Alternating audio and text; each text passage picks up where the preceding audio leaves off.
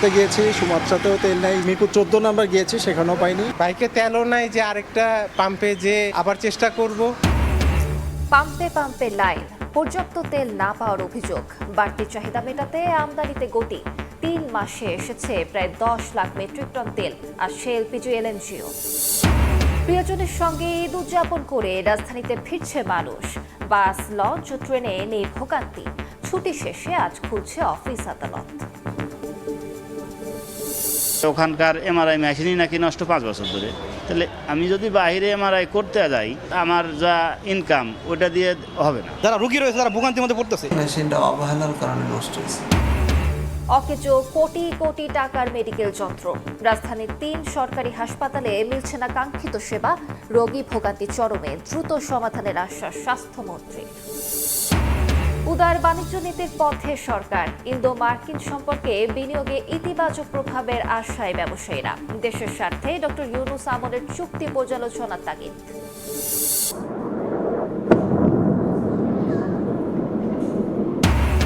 ইরানের সামরিক ঘাঁটি ও অস্ত্রাগারে ইসরায়েলের হামলা। তেহরান চুক্তিতে রাজি না হলে বোমা বর্ষণ চলবে, ঘোষণা ট্রাম্পের। অবিলম্বে যুদ্ধ বন্ধের আহ্বান রাশিয়ার।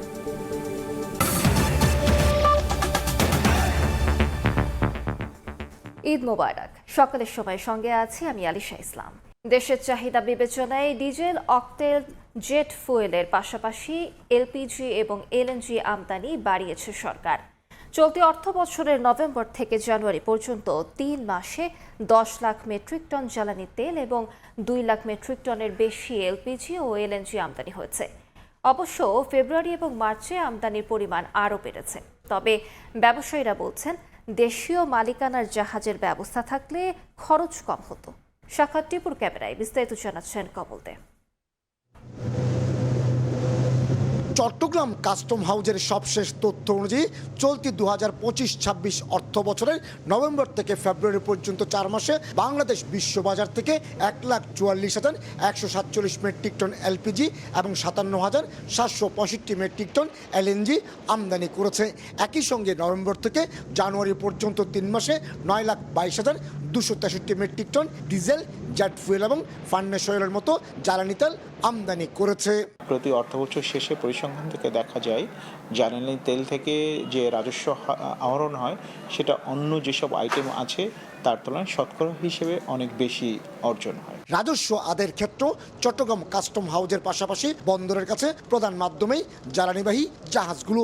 শুধুমাত্র চট্টগ্রাম কাস্টম হাউস এককভাবে 3 মাসে রাষ্ট্রায়ত্ত প্রতিষ্ঠান পদ্মা, মেঘনা, যমুনা, ইস্টার্ন রিফাইনারি থেকে রাজস্ব আদায় করেছে 1,694 কোটি টাকা। প্রচলিত দেশগুলো ছাড়াও দ্রুত সরবরাহ পেতে স্পট মার্কেট থেকেও জ্বালানি কিনছে বাংলাদেশ। আর আমদানিকৃত জ্বালানি এবং জ্বালানি তেল খালাসে অগ্রাধিকার দিচ্ছে চট্টগ্রাম বন্দর কর্তৃপক্ষ। যেইভাবে জাহাজগুলো বাংলাদেশে আগমন করে সেই আগমনের উপরে ভিত্তি করে আমরা জাহাজগুলোকে বার্থিং অ্যারেঞ্জমেন্ট করি। শিপিং এজেন্ট ওইভাবে যদি আমাদের কাছে তার চাহিদা প্রদান করে, আমরা চাহিদা অনুযায়ী তাদেরকে প্রয়োজনীয় সহযোগিতাটা প্রদান করছি। প্রতি মাসে গড়ে 35 থেকে 40টি জ্বালানিবাহী জাহাজ ভিড়ছে চট্টগ্রাম বন্দরের জেটি এবং বহির্নোঙরে। বছরে যার পরিমাণ 500-র কাছাকাছি, যার পুরোটাই বিদেশি মালিকানাধীন জাহাজ। বর্তমানে সংকটের ঝুঁকি বিবেচনায় বাড়ছে জাহাজের ভাড়া। এক্ষেত্রে দেশীয় মালিকানাধীন জাহাজের ব্যবস্থা থাকলে সংকট মোকাবেলায় যেমন ভূমিকা রাখতে পারত, তেমনি খরচও অনেকটা কমে আসতো বলে মনে করেন এই শিপিং ব্যবসায়ী। দেশীয় জাহাজের ক্ষেত্রে হলো হবে কি, আমার টাকাটা আমার দেশেই থাকলো, বিদেশে আমাকে আর পাঠাতো না। আমাকে এখন পেমেন্ট দিতে হচ্ছে ডলারে। আমাদেরকে দেখা যাচ্ছে যে স্পট মার্কেট থেকে তেল দিতে হচ্ছে। আজকে যদি আমাদের নিজস্ব জাহাজও থাকতো তাহলে সেক্ষেত্রে আমাদের জন্য একটু সুবিধা হতো। মধ্যপ্রাচ্য যুদ্ধ এবং হরমুজ প্রণালী বন্ধ থাকার পরও মার্চ মাসের 22 দিনে চট্টগ্রাম বন্দরে 25টি জাহাজ জ্বালানি খালাস করে ফিরে গেছে। এছাড়া বর্তমানে আরও 2টি জাহাজ জ্বালানি খালাস করছে। আরও 2টি জ্বালানিবাহী জাহাজ চট্টগ্রাম বন্দরের পথে রয়েছে। মধ্যপ্রাচ্যের বিভিন্ন দেশ থেকে আমদানি করা জ্বালানির মধ্যে ডিজেল, অকটেন, প্রোডাক্ট অয়েল খালাস করা হয় পতেঙ্গা উপকূলবর্তী গুপ্তখালা এবং ডলফিন জেটিতে। আর এলএনজি এবং এলপিজি বহনকারী জাহাজগুলোর অবস্থান থাকে গভীর সাগরে। এখান থেকেই মাদার ট্যাঙ্কারে খালাস করা হয় এসব জ্বালানি। এরপর নিয়ে যাওয়া হয় বিভিন্ন ডিপো এবং নির্ধারিত গন্তব্যে। গভীর বঙ্গোপসাগর থেকে কমল দে, সময় সংবাদ। ঈদের ছুটি শেষে ঢাকায় ফিরছেন সাধারণ মানুষ। বাস লঞ্চে নেই ভোগান্তি। বিস্তারিত জানাতে এই মুহূর্তে গাবতলী বাস টার্মিনালে আছেন আত্মজ রহমান এবং ভোলার ইলিশা ঘাটে আছেন নাসির উদ্দিন লিটন। সরাসরি শুরুতেই যাচ্ছি আত্মজের কাছে। আত্মজ, ঈদের সরকারি নির্ধারিত ছুটি শেষে এর মধ্যে মানুষ ঢাকায় ফিরতে শুরু করেছেন নিজের কর্মব্যস্ততার তাগিদে। সেই তাগিদ থেকেই আসলে দেশের বিভিন্ন প্রান্ত থেকে মানুষ ঢাকায় ফিরতে শুরু করেছেন। আমরা এই মুহূর্তে অবস্থান করছি রাজধানীর গাবতলী বাস টার্মিনালে। সেখান থেকে সড়ক পথের খবর জানাতে এখানে অবস্থান করছি। সকাল থেকে বলতে ভোর রাত থেকেই আসলে বেশ কিছু বাস এখানে, বিশেষ করে উত্তরের জনপদের মানুষ মূলত এই গাবতলী বাস টার্মিনাল দিয়ে আসলে ঢাকায় প্রবেশ করে থাকে। যারা সড়ক পথে ঢাকায় আসেন তাদের বেশ কিছু বাস এরই মধ্যে গাবতলী বাস টার্মিনালে চলে এসেছে কিছু মানুষ। এখন গাবতলী বাস টার্মিনাল যে অবস্থা সেটা মোটামুটি ফাঁকাই বলা চলে, কারণ বেলা গড়ানোর সাথে সাথে বাসের আসলে সংখ্যা কমে আসছে। তবে যারা ভোর রাত থেকে বা ভোরের দিকে যারা গাবতলী বাস টার্মিনালে এসেছেন সেসব যাত্রীদের সাথে আমাদের কথা হয়েছে। তাদের সাথে কথা বলে আমরা জেনেছি যে বাসে যেহেতু সরকারি ছুটি গতকালই সবে শেষ হয়েছে, সেক্ষেত্রে এখনও আসলে ঢাকায় ফেরার যেই চাপটা বা ভিড়টা এখনও শুরু হয়নি। সেক্ষেত্রে তাদের কাছে যেই আসার যে বিষয়টা ছিল, ঢাকায় ফেরার যে বিষয়টা ছিল, সেটা স্বস্তিদায়ক ছিল, আরামদায়ক ছিল। এবং তাদের কাছ থেকে আমরা জানার চেষ্টা করেছিলাম যে আসলে বাসের ভাড়ার বিষয়ে আসলে কোনো ধরনের নৈরাজ্য সৃষ্টি করার চেষ্টা করেছে কিনা সেখানকার আঞ্চলিক যেই বাসের স্ট্যান্ডগুলো রয়েছে। তারা বলছেন কেউ আসলে এই ধরনের কোনো অভিযোগ করেননি এখন পর্যন্ত যে বাসের ভাড়া বেশি নিতে হচ্ছে বা সিটের জন্য দ্বিগুণ ভাড়া গুনতে হচ্ছে, এই ধরনের কোনো অভিযোগ আমাদের কাছে আসেনি। আমরা এই মুহূর্তে গাবতলী বাস টার্মিনালেই অবস্থান করছি। বেলা গড়ানোর সাথে সাথে এখানে আসলে আমরা একটু আগেই জানাচ্ছিলাম যে বেলা গড়ানোর সাথে সাথে মানুষের সংখ্যা আসলে কমে আসছে, যেহেতু বাসগুলো রাতের বেলায় আসলে উত্তর জনপদের বিভিন্ন জেলা থেকে ছেড়ে আসে। সেক্ষেত্রে ভোর রাত থেকে এবং ভোর পর্যন্তই মূলত তাদের যেই ঢাকার বাইরে থেকে আসার যে চাপটা থাকে সেই চাপটা ভোর পর্যন্তই থাকে। আমরা এখানে দেখতে পাচ্ছি যে এখন মোটামুটি গাবতলী বাস টার্মিনাল ফাঁকাই বলা চলে। কিন্তু আমরা আজ এই অবস্থা থাকলেও পরবর্তী থেকে যে আমরা বাসের কিছু কর্তৃপক্ষের সাথেও কথা হয়েছে যারা স্ট্যান্ডে থাকেন, তারা বলছেন যে আগামীকাল থেকে কিংবা পরশুদিন থেকে যে মানুষের যেই উত্তরের জনপদের বা দেশের বিভিন্ন জনপদ থেকে যে মানুষ ঢাকায় ফিরবেন কর্মব্যস্ততার তাগিদে, শহরের যে জীবন প্রতিষ্ঠা করেছেন সেই জীবনের সাথে তাল মিলিয়ে কাজে ব্যস্ত হয়ে ডুবে যাওয়ার জন্য, সেই দিক থেকে তারা বলছেন যে কাল কিংবা পরশুদিন থেকে মানুষের যেই ভিড় এবং চাপটা বাড়তে পারে। সেক্ষেত্রে তারা সেই অপেক্ষাই করছেন আসলে যাত্রী সংখ্যা কখন বাড়বে সে অনুযায়ী আসলে তারা তাদের বাসগুলো ছাড়বেন। এবং ঢাকায় যে বাসগুলো আসছে এবং যে বাসগুলো এসেছে সকাল পর্যন্ত এবং ঢাকার গাবতলী বাস স্ট্যান্ডে যে বাসগুলো এসেছে সেগুলো ঢাকায় ফেরার সাথে সাথেই আসলে আবার উত্তরের জনপদের সহ দেশের বিভিন্ন প্রান্তে পাঠিয়ে দেওয়া হচ্ছে। এখন পর্যন্ত আমরা জানাচ্ছিলাম গাবতলী বাস টার্মিনাল থেকে সড়ক পথের খবর। এবার ঢাকার বাইরের খবর জানতে আমরা সরাসরি চলে যাব ভোলার ইলিশ ঘাটে থাকা আমাদের সহকর্মী নাসির উদ্দিন লিটনের কাছে। ঈদের ছুটি শেষে এবার কর্মস্থলে ফেরা শুরু। আমরা দেখছি যে দ্বীপ জেলা ভোলা থেকে আজকে ভোলার যে রাজধানী এবং চট্টগ্রামগামী যাত্রীরা রয়েছেন তারা সকাল থেকেই ইলিশা ঘাটে এসে তাদের গন্তব্যে যাওয়ার যে চেষ্টা চলছে। আমরা কিছুক্ষণ আগে দেখেছি ভোলার ইলিশা ঘাট থেকে একটি যাত্রীবাহী লঞ্চ বোঝাই করে রাজধানী ঢাকার উদ্দেশ্যে ছেড়ে গেছে। এখন পর্যন্ত এখানে 6টি লঞ্চ প্রস্তুত রয়েছে যে যাত্রী পরিবহনের জন্য।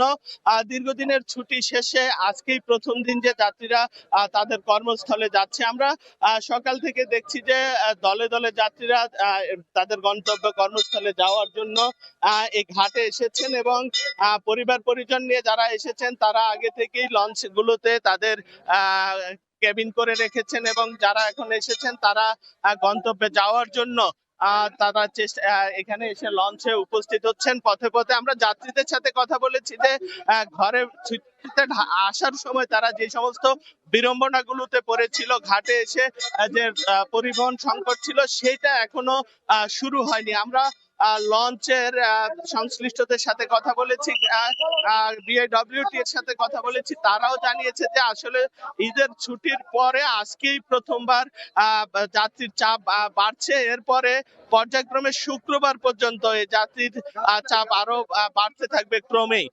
যাত্রীরা যেটি জানিয়েছে যে আসলে এবারের ভোলা আসার সময় লঞ্চগুলোতে তারা আসলে ভালোভাবেই এসেছিল, কিন্তু পর্যাপ্ত পরিবহন সংকট ছিল স্থলভাগে। আমরা ঢাকা ভোলা রুটের মতো একই অবস্থা দেখেছি ভোলা লক্ষ্মীপুর, ভোলা বরিশাল রুটেও প্রচুর যাত্রী এই ঘাটগুলোতে জড়ো হয়েছেন এবং একের পর এক যাত্রী বোঝাই করে মধু চৌধুরীর হাট এবং ভেদুরিয়া ঘাট থেকে বরিশালের উদ্দেশ্যে ছেড়ে যাচ্ছেন। আমরা যেটা এখন পর্যন্ত লক্ষ্য করেছি যে যাত্রীরা এখন পর্যন্ত সন্তুষ্ট প্রকাশ করলেও তাদের দাবি রয়েছে যে এরকম সুশৃঙ্খল অবস্থা যেন পুরো যাত্রাটায় থাকে। যাত্রীদের এটাই দাবি ছিল। আর বিআইডব্লিউটিএ জানিয়েছে যে তারা এই যাত্রা নির্বিঘ্ন করার জন্য যারা ঘরে ফিরেছিল সেই সমস্ত যাত্রীদেরকে কর্মস্থলে নিরবিচ্ছিন্নভাবে ভোগান্তিবিহীন পাঠানোর জন্য তারা পর্যাপ্ত লঞ্চের ব্যবস্থা রেখেছে এবং আইন শৃঙ্খলা রক্ষাকারী বাহিনী, কোস্টগার্ড, পুলিশের পক্ষ থেকেও নৌপথের যাত্রীদের যেন নিরাপত্তা বিঘ্নিত না হয় সে ব্যবস্থা করবে। তো এ ছিল আমার কাছে ইলিশা ঘাট থেকে এখন পর্যন্ত কর্মস্থলে ফেরা যাত্রীদের সর্বশেষ খবর। ঈদের ছুটি শেষে ঢাকায় ফেরার খবর জানাচ্ছিলেন সহকর্মীরা। সকালের সময় আরো থাকছে। কিশোরগঞ্জের ভৈরবে কিশোরকে পিটিয়ে হত্যার অভিযোগ। মেহেরপুরে আধিপত্য বিস্তারকে কেন্দ্র করে দুপক্ষের সংঘর্ষ, আহত অন্তত 25। একমাত্র আরএফএল ক্লাস পাইপ নিশ্চিত করে প্রতি ইঞ্চিতে সঠিক থিকনেস ও সঠিক মাপ। পাইপের বস, না কিনলে লস। দেশে বিদেশি বিনিয়োগে আরও গতিশীল করতে বাণিজ্য নীতিতে উদার পথে হাঁটছে নতুন সরকার। ব্যবসায়ীরা বলছেন, যুক্তরাষ্ট্র, ভারত সহ দেশগুলোর সঙ্গে সরকারের বাণিজ্য নীতি ও সম্পর্ক বিনিয়োগকে প্রভাবিত করবে। বৈশ্বিক বাণিজ্যিক সম্পর্কে প্রায় 1.5 বছর টানাপোড়েনের শেষ দিকে তড়িঘড়ি করে সই করা চুক্তি অর্থনীতির স্বার্থে পুনরায় পর্যালোচনার পরামর্শ অর্থনীতিবিদদের। Cilia সুলতানার report. 2025 সালে মোট 85 মিলিয়ন মার্কিন ডলারের বাণিজ্যের মাধ্যমে বাংলাদেশ হয়ে ওঠে বর্তমানে ভুটানের দ্বিতীয় বৃহৎ রপ্তানি গন্তব্য। সম্প্রতি বাণিজ্যিক যোগাযোগ আরও সহজ করতে ভুটানকে পানগাঁও বন্দর ব্যবহারের প্রস্তাব দিয়েছে বাংলাদেশ। সার্কভুক্ত দেশগুলোর মধ্যে ভারতে বাংলাদেশের পণ্য ও সেবা রপ্তানি 88.73%। তুলা, খাদ্যশস্য, জ্বালানি তেল, বিদ্যুৎ সহ সেবা আমদানির মোট বাণিজ্যের 85%ই আসে ভারত থেকে। মধ্যপ্রাচ্যের অস্থিরতায় এই নির্ভরতা আরও বাড়তে পারে। ফলে ভূরাজনীতি ছাড়াও যুক্তরাষ্ট্র, ভারত সহ দেশগুলোর সাথে সরকারের বাণিজ্যিক নীতি ও সম্পর্কের উপর নির্ভর করছে বিনিয়োগকারীদের আস্থা। আমেরিকার প্রশাসনের সাথে কিভাবে নেগোসিয়েশন করবেন, দেন আমাদের ইন্ডিয়ার সাথে আমাদের বিজনেসের ঘাটতি কিভাবে পূরণ করবেন, এই জন্য ওনাদের একদম ক্লিয়ার একটা রূপরেখা ডেফিনেটলি আমরা আশা করব যে ওনারা তুলে ধরবেন, কেননা এই নেগোসিয়েশনের মাধ্যমে কিন্তু বাংলাদেশের অপরচুনিটিগুলো ওপেন হবে। বাণিজ্য সচিব জানান, ব্যবসায়ীদের আস্থা তৈরিতে বিনিয়োগে উদারীকরণে গুরুত্ব দিচ্ছে সরকার। আমরা দ্বিপাক্ষিক এবং বহুপাক্ষিক চুক্তি কতগুলো সম্পাদন করেছি, এর মধ্যে আমরা বিনিয়োগের ব্যবস্থাও আছে। বিনিয়োগ উদারীকরণ করার জন্য, বিনিয়োগ সহজীকরণ করার জন্য যা যা করা যায় সে কাজগুলো করছি।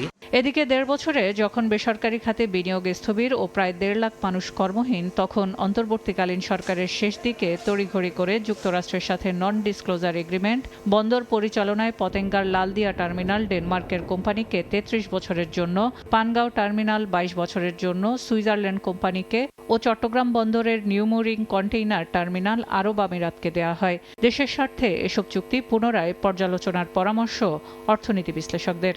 একটা রিভিউ দরকার। রিভিউ হলো আমি জিনিসটাকে এইভাবে বুঝে পেয়েছি, না হলে কি হবে জানেন, ইন্টারিম সরকারের সময় অনেক ডিসিশন নেওয়া হয়েছে যার রেজাল্ট এখনো আসেনি, ওগুলো এখন আসবে। যখন রেজাল্ট আসবে সেই বার্ডেন কি নতুন সরকার নেবে? কেন নেবে? এছাড়া কর্মসংস্থান সৃষ্টি ও প্রবৃদ্ধি অর্জনে সরকারি বন্ধ কলকারখানা চালু ও বেসরকারি বন্ধ কারখানায় উৎপাদনশীলতায় ফেরাতে জোর দিচ্ছে সরকার। সেলিয়া সুলতানা, সময় সংবাদ, ঢাকা।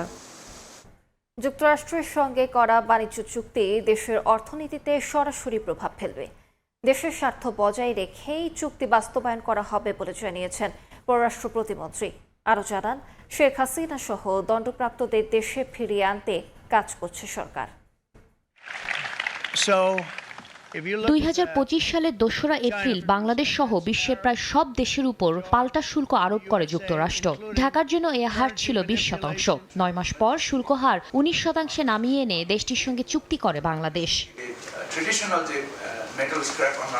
রোববার দুপুরে রাজধানীতে গণমাধ্যম কর্মীদের সঙ্গে আলাপকালে পররাষ্ট্র প্রতিমন্ত্রী জানান, দেশের স্বার্থ বজায় রেখেই যুক্তরাষ্ট্রের সঙ্গে অন্তর্বর্তী সরকারের করা বাণিজ্য চুক্তি বাস্তবায়ন করবে বর্তমান সরকার।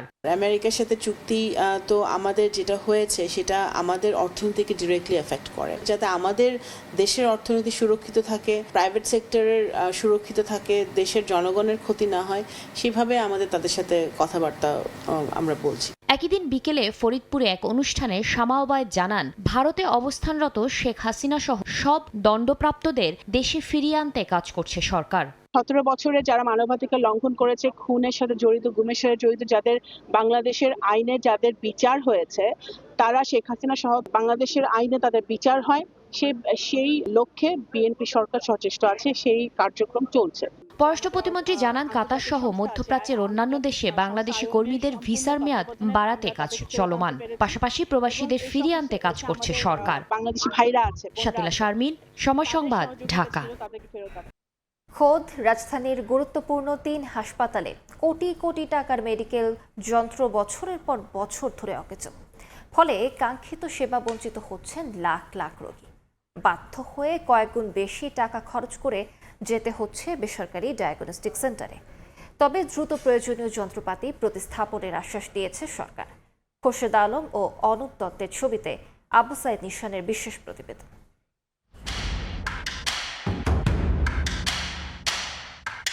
এমআরআই মেশিনই নাকি নষ্ট 5 বছর ধরে। অ্যাকচুয়াল রিপোর্টটা আমাদের কাছে নাই। চৌকো নাই, বাইরে পরীক্ষা করলে 5-6 হাজার। ছেলের চিকিৎসা করাতে রাজধানীর শহীদ সোহরাওয়ার্দী হাসপাতালে পোশাক শ্রমিক বিপ্লব মণ্ডল চিকিৎসক এমআরআই করানোর পরামর্শ দিলে পড়ে যান রীতিমতো বিপাকে, কেননা 5 বছর ধরে এই সেবা এখানে বন্ধ। শুধু তাই নয়, চিকিৎসা করাতে গিয়ে জাতীয় চক্ষু বিজ্ঞান হাসপাতালেও এই ব্যক্তি একই অভিজ্ঞতার মুখোমুখি হন।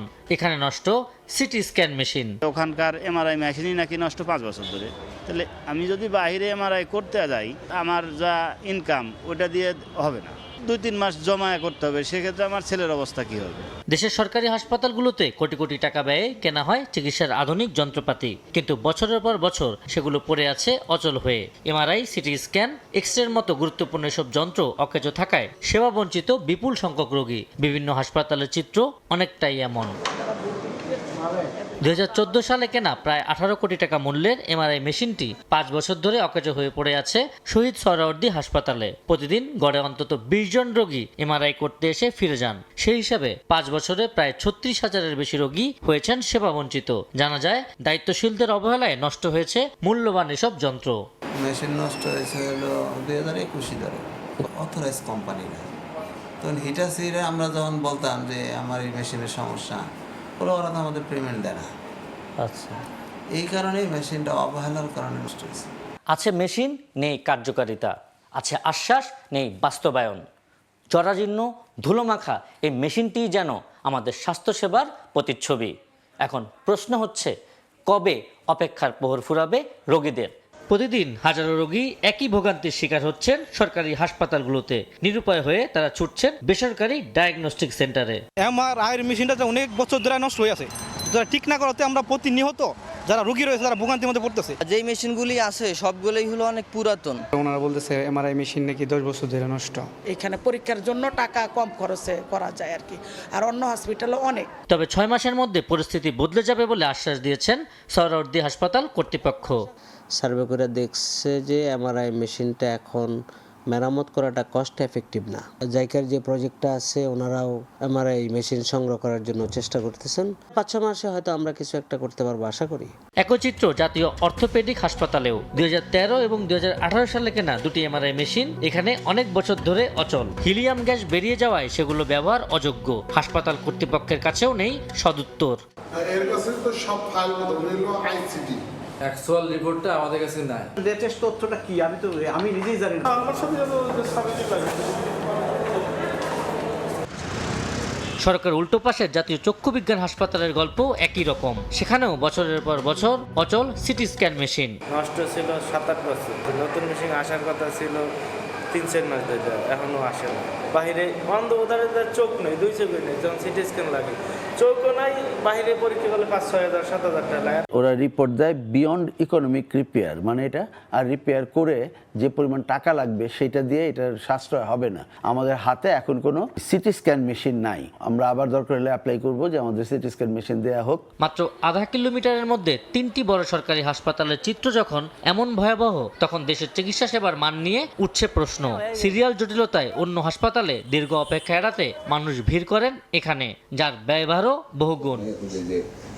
দ্রুতই এসব অচল যন্ত্র প্রতিস্থাপন করার কথা জানিয়ে স্বাস্থ্যমন্ত্রী বলছেন, ব্যক্তিগতভাবে লাভবান হতেও যন্ত্রপাতি অকেজো করে রাখেন অনেকে। মনে করেন আমার এখানে মেশিন, আমি বলবো এখানে নাই, ও পাশেরটা যান, ওর সাথে শেয়ারিং করে। এরকম অনেক জায়গায় এরকম হচ্ছে। প্রয়োজনীয় যে আমার এই মেশিন বলেন, এক্সরে মেশিন বলেন, প্যাথোলজিক্যাল আইটেমস বলেন, যেখানে যেখানে গুরুত্বপূর্ণ জায়গায় নেই, আমরা অতি সত্বর এগুলি ম্যানেজ করার চেষ্টা করব। রুগ্ন স্বাস্থ্য খাতের পরিস্থিতি কবে সাধারণ মানুষের অনুকূলে আসবে, রোগী হয়রানি বন্ধে নতুন সরকার কি পদক্ষেপ নেবে, সেই প্রশ্ন গণমানুষের।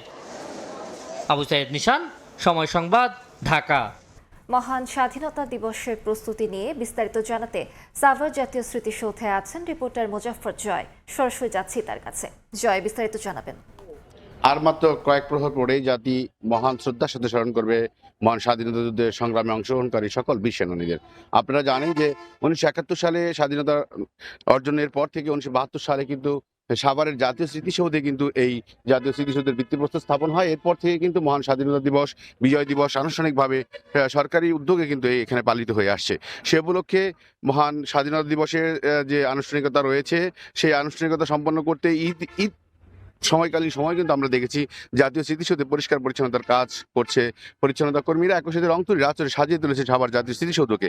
জানিয়ে রাখতে চাই, মহান স্বাধীনতা দিবস উপলক্ষে স্বাধীনতা আর এই 55তম বছর উপলক্ষে কিন্তু যদিও এবারের স্বাধীনতা দিবসটি একটি অন্যরকম আলাদাভাবে পালন করা হচ্ছে, একটি সম্পূর্ণ নির্বাচিত সরকারের অধীনে পালিত হচ্ছে, এবং সেই প্রেক্ষাপট এবং একই সাথে কিন্তু স্বাধীনতা দিবস এবং ঈদের যে আনন্দ তা একই সাথে হওয়াতে কিন্তু অনেকটাই স্বাভাবিকভাবেই ব্যত্যয় ঘটেছে অনেক কিছুরই। কিন্তু আমরা দেখেছি যে মহান স্বাধীনতা দিবস উদযাপন উপলক্ষে সাভারের জাতীয় স্মৃতিসৌধের গণপূর্ত মন্ত্রণালয় কিন্তু তাদের কাজ সঠিকভাবে সুচারুরূপে সম্পন্ন করেছেন।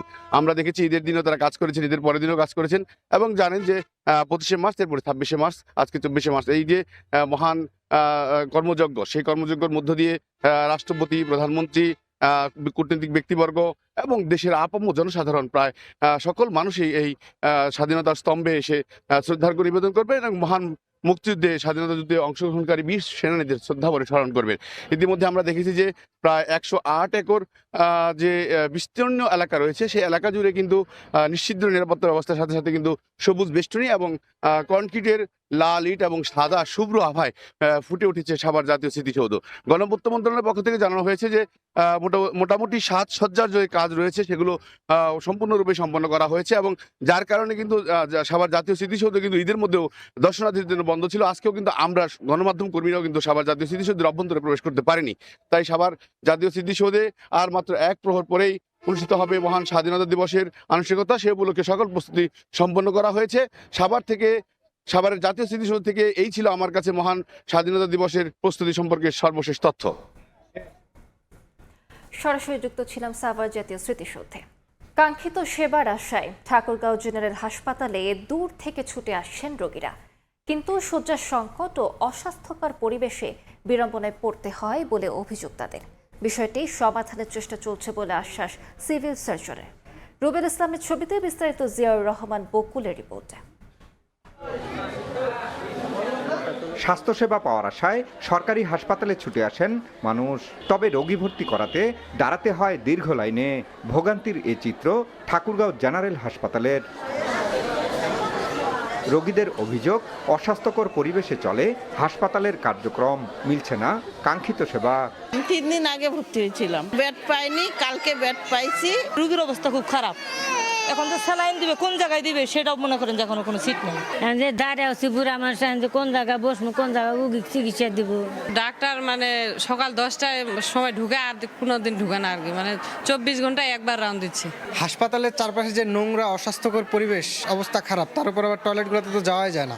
2020 সালে হাসপাতালটির শয্যা 100 থেকে 250-তে উন্নীত করা হয়, তবে বাড়ানো হয়নি জনবল।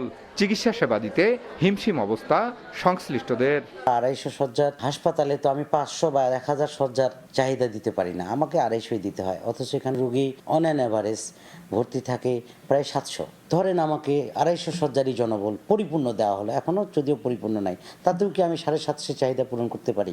জনবল সংকট সহ অস্বাস্থ্যকর পরিবেশের বিষয়টি সমাধানে ঊর্ধ্বতন কর্তৃপক্ষকে অবগত করা হয়েছে জানিয়েছেন সিভিল সার্জন। যদি কারো বিরুদ্ধে অভিযোগ থাকে আপনি আমাকে একটা লিখিত দেন বা আমাদের ডিসি মহোদয় এখানে আছেন, নামটা বলেন, আমি অন্ততপক্ষে যার বিরুদ্ধে অভিযোগ আমি তত্ত্বাবধায়ককে জানাবো, অথবা আমি আমার ঊর্ধ্বতন কর্তৃপক্ষকে জানাবো। প্রতিদিন গড়ে এই হাসপাতালে ভর্তি থাকেন 500 থেকে 600 রোগী।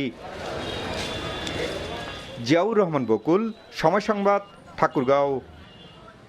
যমুনা ব্রহ্মপুত্রের বালুতে লুকিয়ে থাকা মূল্যবান খনিজ আহরণে জ্বলে উঠছে আশার প্রদীপ। 799 হেক্টর বালুচর ইজারা নেয়ার পর পরীক্ষামূলকভাবে ভারী খনিজ উত্তোলন করছে অস্ট্রেলিয়ান একটি কোম্পানি। মূল্যবান 5 ভরি খনিজ বাণিজ্যিকভাবে আহরণের স্বপ্ন দেখছে বাংলাদেশ। উত্তর জনপদের নতুন সম্ভাবনা ভারী খনিজ নিয়ে হেদায়েতুল ইসলাম বাবুর প্রতিবেদনে বিস্তারিত। উজান থেকে নেমে আসা যমুনা ব্রহ্মপুত্র আশীর্বাদ হয়ে ধরা দিয়েছে ভাটির জনপদ গাইবান্ধায়। ব্রহ্মপুত্রের বালুতে চকচক করছে অপার সম্ভাবনা, যেখানে পাইলট প্লান্ট স্থাপন করে বালু উত্তোলনের পর আলাদা করা হয় ভারী খনিজ। এরপর বিভিন্ন প্রক্রিয়ায় বের করা হয় মূল্যবান খনিজ রুটাইল, ইলমেনাইট, ম্যাগনেটাইট, জিরকন ও গার্নেট। পরীক্ষামূলক উৎপাদনে এসে প্রথম বছরের শুরুতে 1% এবং শেষের দিকে গড়ে 3% ভারী খনিজ আহরণ করে এভারলাস্ট মিনারেলস কোম্পানি লিমিটেড। 1% ভারী খনিজ উপস্থিতি ওনারা পেয়েছেন এবং শেষাংশে তারা আরও বলেছেন যে 3.5% তাদের খনিজের উপস্থিতি তারা নিশ্চিত করেছেন। এবার এই বালু থেকে 8% ভারী খনিজ আহরণের লক্ষ্য অস্ট্রেলিয়ান কোম্পানিটির। এই লক্ষ্যমাত্রা পূরণ হলে কোম্পানিটি বাণিজ্যিকভাবে উত্তোলনে যাবে। এখানে প্রাপ্ত 5 খনিজের মধ্যে জিরকন সিরামিক, টাইলস, রিফ্যাক্টরিজ ও সাস নির্মাণে ব্যবহার করা হয়। রং, প্লাস্টিক, ওয়েল্ডিং রড, কালি, খাবার, কসমেটিক্স, ওষুধ উৎপাদনে ব্যবহৃত হয় রুটাইল। সিরিঞ্জ কাগজ উৎপাদনে ব্যবহার হয় গার্নেট। চুম্বক, ইস্পাত উৎপাদন সহ বিভিন্ন কাজে লাগে ম্যাগনেটাইট। টিটেনাইম, মেটাল, ওয়েল্ডিং রড ও রং উৎপাদনে কাঁচামাল হিসেবে ব্যবহার হয় ইলমেনাইট, যা বিশ্বের হাতে গোনা কয়েকটি দেশে পাওয়া গেলেও প্রথমবারের মতো বাণিজ্যিকভাবে আহরণের স্বপ্ন দেখছে বাংলাদেশ। ইলমেনাইট, ম্যাগনেটাইট, রুটাইল, জারকোনাইট, এগুলো অত্যন্ত মূল্যবান। এই খনিজ পদার্থগুলো মূলত আমরা বিদেশ থেকে ইম্পোর্ট করতে হয় এবং অনেক ব্যয়বহুল। এই বালু থেকে গড়ে 8% ভারী খনিজ আহরণে সফলতা অর্জন করলে 10 মিটার গভীরতায় প্রতি বর্গ কিলোমিটার বালুচর থেকে 1,20,000 টন ভারী খনিজ পাওয়া সম্ভব বলে ধারণা করা হচ্ছে, যার আনুমানিক বাজার মূল্য প্রায় 24 কোটি টাকা। বিশ্বের প্রায় 50টা দেশে আমাদের সিরামিক শিল্পের বিভিন্ন ধরনের ফিনিশ প্রোডাক্ট রপ্তানি করা হয়ে থাকে। ফলে এই খাতেও প্রচুর পরিমাণে জিরকনের ব্যবহার হয়ে থাকে। যদি আমরা এই পরিমাণ জিরকন দেশে আহরণ করতে পারি তাহলে এই ক্ষেত্রে আমরা বলতে পারি যে নিশ্চিতভাবে অনেক ডলারের সাশ্রয় হবে। আরও ব্যাপকভাবে অনুসন্ধান করলে আমরা এই ধরনের খনিজ পদার্থ আমরা আরও পেতে পারি। এর মাধ্যমে দেশের আমূল অর্থনৈতিক পরিবর্তন আনা সম্ভব। 2024 সালে 28 শর্তে সরকার এভারলাস্ট মিনারেলস লিমিটেডকে খনিজ আহরণের জন্য 799 হেক্টর বালুচর ইজারা দেয়। চুক্তি অনুযায়ী এই খনিজ থেকে সরকার পাবে 43 ভাগ আর কোম্পানি পাবে শতকরা 57 ভাগ। পরীক্ষামূলকভাবে উৎপাদন প্রক্রিয়ায় সফল হলে এরপর বাণিজ্যিকভাবে খনিজ আহরণ প্রক্রিয়া শুরু করবে এভারলাস্ট মিনারেলস লিমিটেড। ব্রহ্মপুত্র নদের খারজানি চর থেকে হেদায়েতুল ইসলাম বাবু, সময় সংবাদ, গাইবান্ধা। 4 বছরেও নির্মাণ কাজ শেষ হয়নি খাগড়াছড়ি হরিনাথপাড়া সরকারি প্রাথমিক বিদ্যালয়ের। এতে ব্যাহত হচ্ছে শিক্ষা কার্যক্রম। বর্তমানে ভাঙাচোরা 3টি কক্ষে কোনো রকমে চলছে পাঠদান ও অফিসের কাজ। ঠিকাদারের গাফিলতিকে দায়ী করছেন শিক্ষক, শিক্ষার্থী ও এলাকাবাসী। তবে দ্রুত নির্মাণ কাজ শেষ করার আশ্বাস এলজিইডির। জিতেন বড়ুয়ার পাঠানো তথ্য ও ছবি নিয়ে রিপোর্ট। জরাজীর্ণ টিন শেড, আর বাঁশের বেড়া দিয়ে কক্ষে পাঠদান। সামান্য ঝড় বৃষ্টিতেই ভেঙে পড়তে পারে ঘর। পাশেই নির্মাণাধীন নতুন স্কুল ভবনের কাজে ধীর গতিতে এমন বিড়ম্বনা। 2022-23 অর্থ বছরে খাগড়াছড়ি জেলা সদরের হরিনাথপাড়া সরকারি প্রাথমিক বিদ্যালয়ের নতুন ভবন নির্মাণের উদ্যোগ নেয় স্থানীয় সরকার প্রকৌশল অধিদপ্তর। 18 মাসের মধ্যে কাজ শেষ করার কথা থাকলেও 4 বছরেও তা হয়নি। এজন্য ঠিকাদারি প্রতিষ্ঠানের গাফলতিকে দায়ী করছেন এলাকাবাসী। যিনি ঠিকাদার করছে গাফলতির কারণে এখন আমাদের এই ভবনটা হচ্ছে না। ছেলে মেয়েরা এক গাছতলায় নিচে বসে এখনো পড়াশোনা করতে হচ্ছে। বর্ষার আগে যদি স্কুলটা যদি সম্পূর্ণ না হয় তখন আমাদের গ্রামবাসীদের ছেলে মেয়েদের অনেক ক্ষতি হতে পারে। বর্তমানে 3টি জরাজীর্ণ কক্ষে কোনো রকমে চলে শিক্ষা ও অফিস কার্যক্রম। পাশাপাশি পর্যাপ্ত মাঠের অভাব সহ নানা সমস্যায় জর্জরিত বিদ্যালয়টি। ভবন নির্মাণ কাজ দ্রুত শেষ করে শিক্ষার পরিবেশ ফিরিয়ে আনার দাবি শিক্ষক, শিক্ষার্থী ও অভিভাবকদের। দেখতে সুন্দর নাই, এখানে পড়তে মন বসে না। এটা যে বিদ্যালয় নাকি গোয়ালঘর মানে বোঝা মুশকিল। আমি আলাপ করে দেখেছি এলজিডি বিষয়টার প্রতি অনেক দায়িত্বশীল হয়ে কাজটা এগিয়ে নেওয়ার জন্য তারা ভূমিকা রাখছে। ঠিকাদারি প্রতিষ্ঠান ইউটি মং কনস্ট্রাকশনকে দ্রুত কাজ শেষ করার তাগিদ দেওয়ার কথা জানান এলজিডি। শীতের সিজনটা যেটা ড্রাই সিজন, ওই সিজনে আমাদের কাজ করতে হয়, যে কারণে আমাদের কাজের গতিটা কিছুটা মন্তর ছিল। তবে আমাদের ইতিপূর্বে স্ট্রাকচারাল কাজ সম্পন্ন হয়ে গিয়েছে। আশা করতেছি আমরা আগামী 2-3 মাসের মধ্যে আমরা এটি স্কুলটি ক্লোজ করে আমরা বুঝিয়ে দিতে পারবো। 1935 সালে প্রতিষ্ঠিত বিদ্যালয়টিতে বর্তমানে শতাধিক শিক্ষার্থী রয়েছে। সময় সংবাদ, খাগড়াছড়ি। বান্দরবানে বৈদ্যুতিক খুঁটি না সরিয়ে নির্মাণ করা হয়েছে সড়ক, চলছে কার্পেটিংয়ের কাজ। এতে তৈরি হচ্ছে দুর্ঘটনার আশঙ্কা। সড়ক নির্মাণেও রয়েছে নিম্নমানের সামগ্রী ব্যবহারের অভিযোগ। তবে নিয়ম মেনে সড়ক নির্মাণ হচ্ছে দাবি স্থানীয় সরকার প্রকৌশল অধিদপ্তরের। সোহেল কান্তি নাথের ক্যামেরায় বিস্তারিত জানাচ্ছেন এনএ জাকির। সড়কের মাঝেই বিদ্যুতের খুঁটি, সেটি না সরিয়েই চলছে কার্পেটিং। বান্দরবান সদর উপজেলার রেসা থেকে গোয়ালিয়াখোলা পর্যন্ত নির্মিত হচ্ছে 7 কিলোমিটার সড়ক। বাস্তবায়ন করছে ইউটিমং, মিল্টন ট্রেডার্স, জেবি ও এস অনন্ত বিকাশ ত্রিপুরা। নিয়ম অনুযায়ী সড়ক নির্মাণের আগে বিদ্যুতের খুঁটি সরিয়ে নেওয়ার কথা থাকলেও তা মানা হয়নি। এতে বিঘ্ন হচ্ছে যান চলাচল, তৈরি হচ্ছে দুর্ঘটনার আশঙ্কা। এছাড়া সড়ক নির্মাণে নিম্নমানের সামগ্রী ব্যবহারের অভিযোগও উঠেছে। একদম রাস্তার উপরে কেমনে চলাচল করবো আমরা?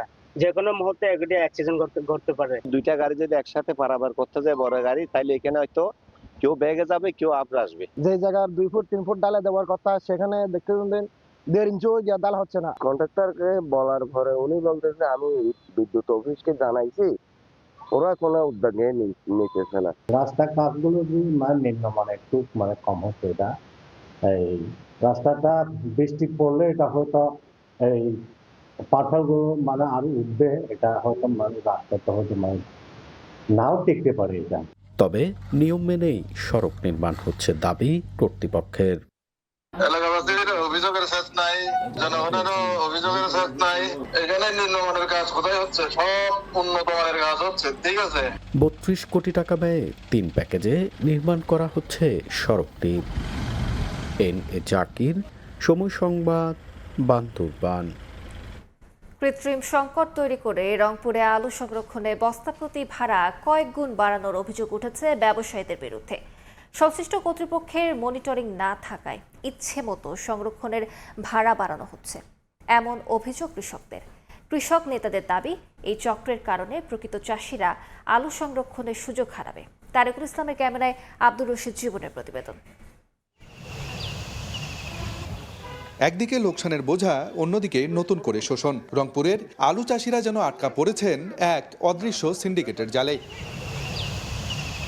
আলু সংরক্ষণে ব্যবহৃত বস্তার কৃত্রিম সংকট তৈরি করে দাম বাড়ানো হয়েছে কয়েক গুণ, যার বড় প্রভাব পড়েছে আলু চাষিদের উপর। বাজারগুলোতে কর্তৃপক্ষের নজরদারি না থাকার সুযোগকে কাজে লাগিয়ে ব্যবসায়ীরা ফায়দা লুটছে, অভিযোগ কৃষকদের। আলু যে তুলতেছি খ্রিস্টানের পয়সা দেবো, আলু বিক্রি করি সে খ্রিস্টানের পয়সাও দিতে পারবো না। একটা বস্তার দাম মনে করেন যে 80-40, এখন 80 টাকা দিয়ে কিনে লাগতেছে। সারে যাইলে সমস্যা, বস্তায় সমস্যা, আমরা যেখানে যাই সেখানেই আমাদের সমস্যা। কৃষকদের অভিযোগের ভিত্তিতে জেলার কয়েকটি বাজার ঘুরে দেখে সময় সংবাদ, মেলে অভিযোগের সত্যতাও। ব্যবসায়ীরা বস্তা সংকটের কথা বললেও গুদামগুলোতে রয়েছে পর্যাপ্ত মজুদ। তবে এ বিষয়ে জানতে চাইলে নানা অজুহাত ব্যবসায়ীদের। মার্কেটে যখন যেভাবে কিনতেছি ওইভাবে সীমিত লাভ ধরে বেচতেছি। কোম্পানি যারা প্লাস্টিকের বস্তা বানায় তাদেরকে ধরেন ঢাকাতে মাল মাঠে নাই, এর মাল ওই কিনে 5 টাকা বেশি দিয়ে, ওর মাল ওই কিনে 5 টাকা বেশি দিয়ে, এইভাবে করে দামটা এই 2 দিনে এত দূর আছে। আলুর উৎপাদনের পর দাম না থাকায় একই তো কৃষকরা দিশেহারা, উল্টো বস্তার দাম বেড়ে যাওয়ায় তৈরি হয়েছে নতুন সংকট। কৃষকরা বলছেন, যে বস্তা মৌসুমের শুরুতেও বিক্রি হয়েছে 10 টাকায়, সেই বস্তায় এখন বিক্রি হচ্ছে 35 টাকা করে। আর পাটের বস্তা যেখানে ছিল 70 টাকা, সেই পাটের বস্তা এখন বিক্রি হচ্ছে 150 থেকে 170 টাকা পর্যন্ত। আলু চাষী সমিতি ও কৃষক সংগঠনের নেতারা বলছেন, বস্তার দাম বাড়িয়ে ও হিমাগারে আগাম বুকিং দিয়ে আলুর বাজার নিয়ন্ত্রণের চেষ্টা করছে মধ্যস্বত্বভোগীরা। প্রশাসন কঠোর না হলে ক্ষতিগ্রস্ত হবেন প্রান্তিক কৃষক। পাটের দাম বৃদ্ধির কারণে মার্কেটে কোনো নতুন বস্তা নাই। তারপর যদি আজকে নেটের ব্যবস্থা থাকতো তাহলে পুরাতন বস্তা তো আমরা সংরক্ষণ করতে পারতাম। যে সিন্ডিকেট ব্যবসায়ীরা আজকে চটের বস্তা এবং প্লাস্টিকের বস্তা দাম বাড়িয়ে দিয়েছে, তাদের বিরুদ্ধে ব্যবস্থা নিতে হবে। চলতি মৌসুমে রংপুর অঞ্চলে আলু উৎপাদনের লক্ষ্যমাত্রা 25 লাখ মেট্রিক টন, তবে সংরক্ষণের ব্যবস্থা মাত্র 7,32,000 মেট্রিক টন। আব্দুর রশিদ জীবন, সময় সংবাদ, রংপুর। যুক্তরাষ্ট্রের সঙ্গে কোনো আলোচনা হয়নি সাফ জানিয়ে দিয়েছে ইরান। এদিকে ইরান চুক্তিতে রাজি না হলে দেশটিতে বোমা বর্ষণ চালিয়ে যাওয়ার ঘোষণা দিয়েছেন মার্কিন প্রেসিডেন্ট ডোনাল্ড ট্রাম্প। রাশিয়ার পররাষ্ট্রমন্ত্রী সের্গেই ল্যাভরভ মধ্যপ্রাচ্যে অবিলম্বে সংঘাত বন্ধের আহ্বান জানিয়েছেন। ইরান চুক্তিতে রাজি না হলে দেশটিতে বোমা বর্ষণ চালিয়ে যাওয়ার ঘোষণা দিয়েছেন মার্কিন প্রেসিডেন্ট ডোনাল্ড ট্রাম্প। সোমবার যুক্তরাষ্ট্রের ফ্লোরিডার একটি বিমানবন্দরে সাংবাদিকদের এ কথা বলেন তিনি। এছাড়া ইরানের সঙ্গে চুক্তি হলে হরমুজ প্রণালী যৌথভাবে নিয়ন্ত্রণ করা হবে, এমনকি তিনি নিজেও এর অংশ হতে পারেন বলে মন্তব্য করেন। একই সঙ্গে দাবি করেন, যুক্তরাষ্ট্র ও ইরানের মধ্যে গঠনমূলক আলোচনা হয়েছে এবং দ্রুত সরাসরি বৈঠকের সম্ভাবনাও রয়েছে। অন্যদিকে তেহরান স্পষ্টভাবে জানায়, যুক্তরাষ্ট্রের সঙ্গে কোনো আলোচনা হয়নি। ইরানের পার্লামেন্ট স্পিকার মোহাম্মদ বাঘের গালিবাফ ও পররাষ্ট্র মন্ত্রণালয় উভয়ই ট্রাম্পের দাবি নাকচ করে বলেছে এটি বিভ্রান্তিকর তথ্য। এদিকে ইরানের পররাষ্ট্র মন্ত্রণালয়ের মুখপাত্র ইসমাইল বাঘাই যুক্তরাষ্ট্রের সঙ্গে আলোচনার খবরটি অস্বীকার করেন। তিনি জানান, হরমুজ প্রণালী এবং যুদ্ধ বন্ধের শর্ত নিয়ে তেহরানের অবস্থানে কোনো পরিবর্তন আসেনি।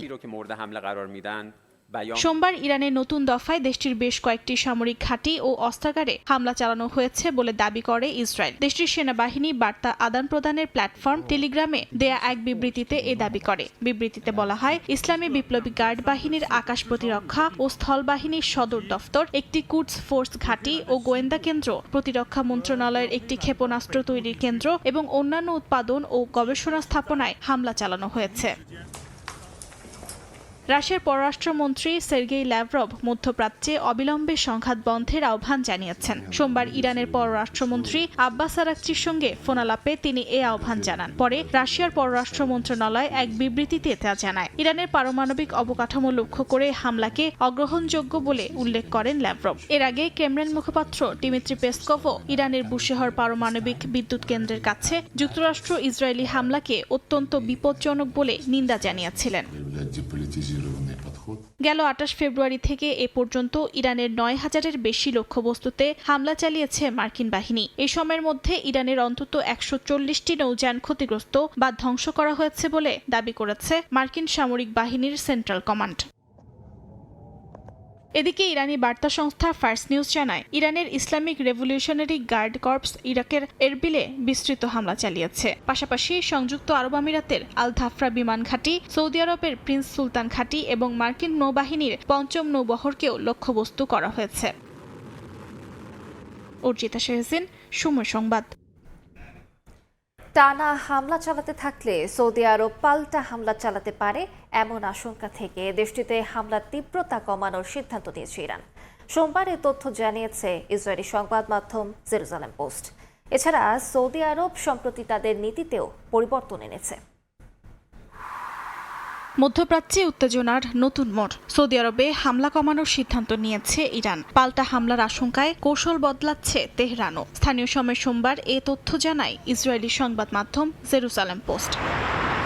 জেরুজালেম পোস্টের প্রতিবেদনে বলা হয়, ইরানি কর্মকর্তাদের আশঙ্কা সৌদি আরব পাল্টা হামলার দ্বারপ্রান্তে। রিয়াদ আগেই সতর্ক করেছে তাদের পানি বিশুদ্ধকরণ প্লান্ট ও বিদ্যুৎ কেন্দ্রের ওপর হামলা হলে সরাসরি জবাব দেবে তারা। এমন প্রেক্ষাপটে কৌশলগত পরিবর্তন আনছে ইরান। সৌদি ও কাতারে আপাতত হামলা কমানোর সিদ্ধান্ত নেওয়া হলেও বাহরাইন, কুয়েত ও সংযুক্ত আরব আমিরাতে হামলা অব্যাহত রাখার ইঙ্গিত মিলেছে।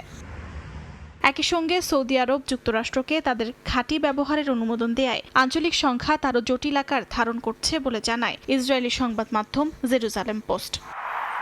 গেল 28 ফেব্রুয়ারি যুদ্ধ শুরুর পর থেকে সৌদি আরবকে লক্ষ্য করে প্রায় 430টি মিসাইল ও ড্রোন ছুড়েছে ইরান। এর মধ্যে বেশিরভাগ ড্রোন হামলা রয়েছে সৌদির পূর্বাঞ্চলে, যেখানে দেশটির গুরুত্বপূর্ণ তেল পরিশোধনাগার অবস্থিত। পাশাপাশি সাইবার তেল ক্ষেত্রেও একাধিক হামলার চেষ্টা চালিয়েছে তেহরান। অর্জিতা শেহসিন, সময় সংবাদ। বিধানসভা নির্বাচন যতই এগিয়ে আসছে ততই চড়ছে ভোটের উত্তাপ। সে কারণে এবার শুরু থেকেই কড়া নজরদারিতে নির্বাচন কমিশন। 23 এপ্রিল ও 29 এপ্রিল পশ্চিমবঙ্গে 2 দফা ভোট হবে। নিরাপত্তার জন্য প্রতি দফায় প্রায় 2 থেকে 2.5 হাজার কোম্পানি কেন্দ্রীয় বাহিনী মোতায়েন রাখার কথা জানিয়েছে নির্বাচন কমিশন। কলকাতা থেকে বিস্তারিত জানাচ্ছেন সুব্রত আচার্য। পশ্চিমবঙ্গ বিধানসভা নির্বাচনের তারিখ ঘোষণা হতেই রাজ্য জুড়ে শুরু হয়েছে প্রচারের জোর লড়াই। একদিকে ঘর সামলাতে তৃণমূল নেমেছে পুরনো ঘাঁটিতে, অন্যদিকে বিজেপি সরাসরি চ্যালেঞ্জ ছুড়ে দিয়েছে মুখ্যমন্ত্রীর আসনে। আর পুরনো জমি নতুন করে ফিরে পাওয়ার চেষ্টায় বাম শিবির। কলকাতার ভোটের ভরকেন্দ্র হিসেবে দেখা হচ্ছে ভবানীপুরকে। সেখানে এরই মধ্যে নেমে পড়েছে 2 শিবিরের 2 বড় মুখ। তৃণমূল নেত্রী মমতা বন্দ্যোপাধ্যায় নিজের ঘাঁটি ভবানীপুর থেকেই শুরু করেছেন প্রচার। তার বার্তা, এই লড়াই শুধু একটি আসনের নয়, বরং মর্যাদার লড়াইও। তার প্রচারের মূল সুর নিজের এলাকা, নিজের মানুষ, নিজের সম্পর্ক। বাংলাকে বাঁচাতে আপনাদের সমর্থন একান্তভাবে জরুরি। অন্যদিকে বিজেপিও বুঝে গিয়েছে তারা প্রতীকী লড়াইয়ের নয়, বরং সরাসরি রাজনৈতিক বার্তার লড়াই চাইছে এবার। বিরোধী দলনেতা শুভেন্দু অধিকারী ভবানীপুরে নেমে কার্যত মমতার দুর্গেই চ্যালেঞ্জ ছুড়ে দিয়েছেন। বিজেপি প্রার্থী তালিকাতেই তাকে ভবানীপুরে নামানো হয়েছে। এক সময়ের বাম দুর্গ হিসেবে পরিচিত যাদবপুরেও শুরু হয়েছে রাজনৈতিক দখলদারিত্ব। দেয়াল লিখন, পাল্টা লিখন, ছোট ছোট কর্মসূচি আর পাড়াভিত্তিক প্রচার ঘিরে তৈরি হচ্ছে উত্তেজনা। বামেদের আবেগের জায়গা পুনর্দখলের লড়াইয়ে তারা পরিচিত মুখের পাশাপাশি আন্দোলন থেকে উঠে আসা মুখকেও সামনে আনছে। প্রচারের সঙ্গে পাল্লা দিয়ে বাড়ছে উত্তেজনাও। এরই মধ্যে ভবানীপুর ও বরানগরে প্রচারে গিয়ে সংঘর্ষে জড়িয়েছে তৃণমূল ও বিজেপি কর্মীরা। পোস্টার ছেঁড়া, প্রচার সামগ্রী নষ্ট করা, পাল্টা অভিযোগ, সব মিলিয়ে কমিশন বুঝে গেছে ভোটের আগে সতর্ক না হলে পরিস্থিতি দ্রুত জটিল হতে পারে।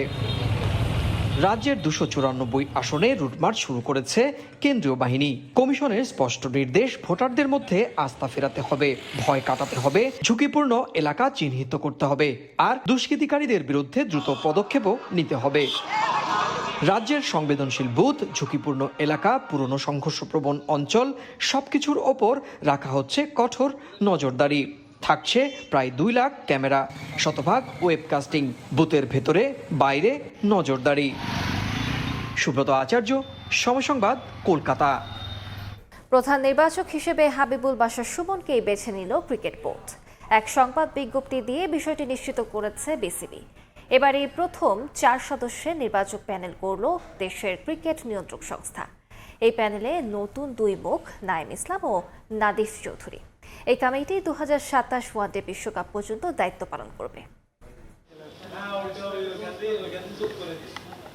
গাজী আশরাফ হোসেন লিপু দায়িত্ব পালনে অপারগতা প্রকাশের পর থেকেই ফিসফাস জাতীয় দলের প্রধান নির্বাচকের পদ পেতে চলেছেন হাবিবুল বাশার সুমন। অবশেষে সেই গুঞ্জনই সত্যি, শান্ত লিটনদের পারফরমেন্স অ্যানালাইসিস করে দল গোছানোর গুরু দায়িত্বটা এবার সাবেক অধিনায়কের কাঁধেই। হাবিবুল বাশারকে প্রধান নির্বাচকের পদে বসাতে বিসিবির কাজ সহজ করে দিয়েছে তার অভিজ্ঞতা। এর আগেও লম্বা সময় নির্বাচকের দায়িত্ব সামলেছেন তিনি। 2013 সাল থেকে শুরু করে বাশারের এই দায়িত্বটা ছিল 2024 পর্যন্ত। পরের 1 বছর তিনি দায়িত্ব পালন করেছেন নারী দলের নির্বাচকের। এবার আবারও ফিরলেন পুরুষ দলে প্রধান নির্বাচক হয়ে।